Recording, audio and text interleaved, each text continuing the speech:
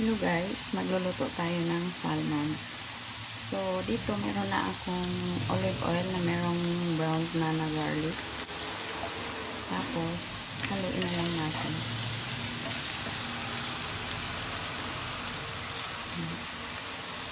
So, okay na yan. Hindi na natin i-brown masyado kasi mapait naman pag masyadong brown.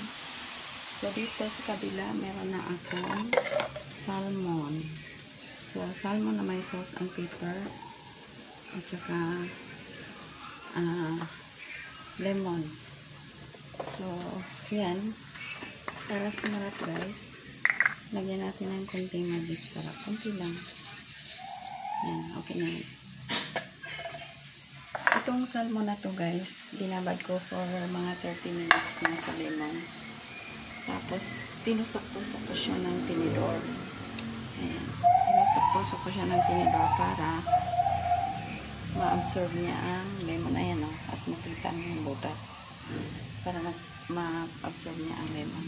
So, ilagay na natin ang salmon guys. Nasunog na yung bawang.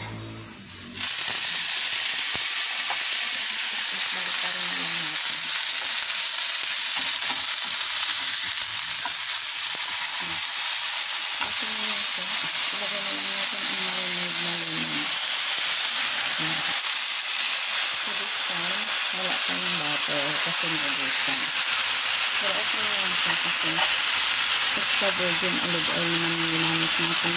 Ang brand ay Filippo Grillo. Pwede kang gumamit kahit Doña Elena's o any brand na gusto nyo. So far, yun lang ang magandang brand dito sa Pilipinas. Dalawa. So, okay na siya guys. Ganito. Balik pa rin ko lang isa kasi make sure na naluto talaga siya. Pero iinit pa naman ito mamaya dahil mamaya pa sila kakain. Ayan.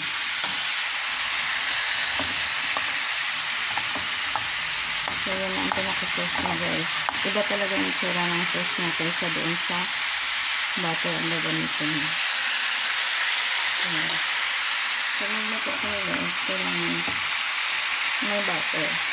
Maganda ang tingnan. Maganda tingnan kapag may butter. Pero okay naman. At least olive oil na extra virgin ang ginamit natin. So that's it guys. Thank you so much for watching.